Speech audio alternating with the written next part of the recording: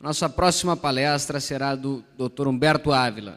É doutor em Direito Tributário pela Universidade de Munique, República Federal da Alemanha, mediante a apresentação de tese sobre os princípios fundamentais da tributação.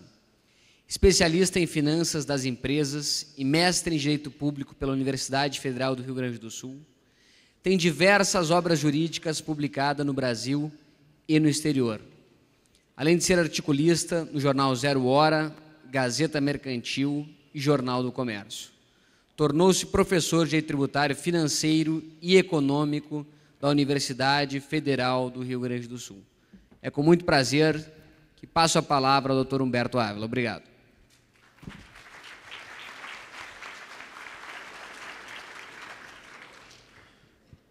Inicialmente, boa tarde a todos. É para mim uma satisfação estar aqui presente. E eu começo dizendo que uma boa palestra é aquela que é boa e curta, mas se for curta não precisa nem ser boa. A minha será curta.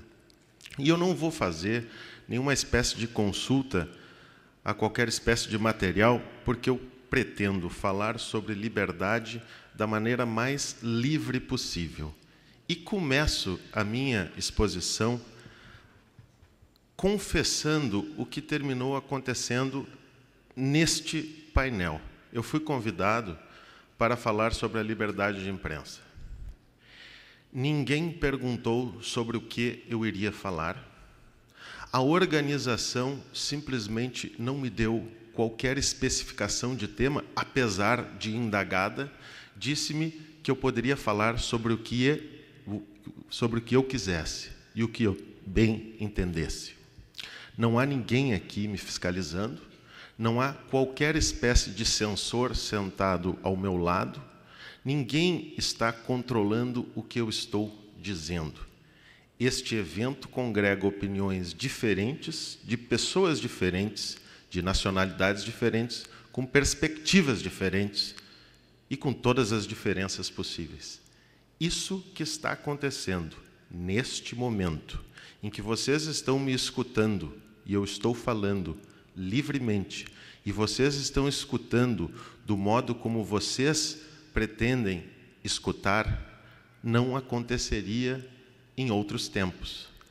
Houve tempos no Brasil em que os jornais publicavam na sua capa receitas de bolo.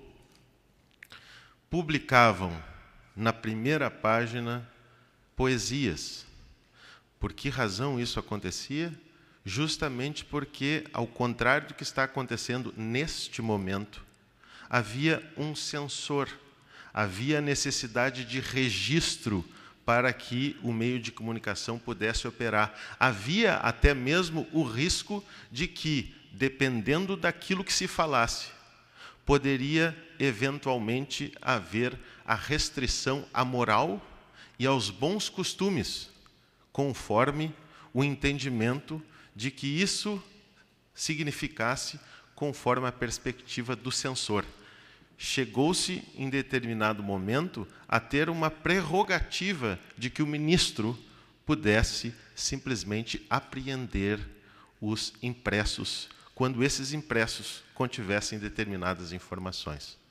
Eu chegaria até mesmo a dizer que, se nós levássemos a lei de imprensa, que ainda está vigente e que será objeto de julgamento ainda esta semana pelo Supremo Tribunal Federal, este momento e este simpósio não ocorreria, pelo simples fato de que, segundo os artigos iniciais da lei de imprensa, espetáculos e diversões públicas só podem ocorrer mediante censura prévia.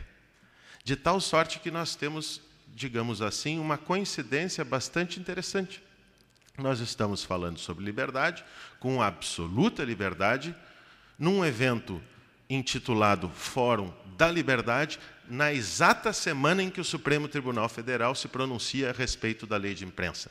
Lei de imprensa que contém dispositivos como estes que eu mencionei: a possibilidade de censura prévia, a possibilidade de censura posterior, a possibilidade de cancelamento de registros ou a sua não concessão para determinados meios de comunicação, tipos penais para os jornalistas, hipóteses restritivas de defesas de direitos e assim sucessivamente, até o ponto em que a liberdade simplesmente não pudesse ser exercida, como está sendo neste exato momento aqui entre todos nós. De maneira que nós estamos, precisamente hoje, tendo a necessidade de discutir a importância de afastar os dispositivos, ou quem sabe, a lei de imprensa inteira. E a primeira questão que se coloca nesse aspecto, nessa perspectiva, digamos, mais jurídica, que é a minha modesta contribuição ao painel, reside justamente em saber se a lei de imprensa, editada nos tempos da ditadura, em 1967, ainda tem alguma razão de ser, ou se ela, em face dos postulados que foram estabelecidos pela Constituição de 1988, se tornou com ela incompatível e, de algum modo, anacrônica, e, por isso mesmo, deve ser relegada ao passado. E o que me parece, nesse aspecto, é justamente que nós temos que caminhar em direção a uma liberdade total de imprensa. Por vários motivos, mas eu indicaria alguns. Em primeiro lugar, porque a nossa Constituição estabelece de maneira categórica, ilimitada, a liberdade de manifestação do pensamento, a liberdade de informação e de acesso à informação nos termos estabelecidos pela Constituição. Se assim é, porém, surge uma primeira indagação.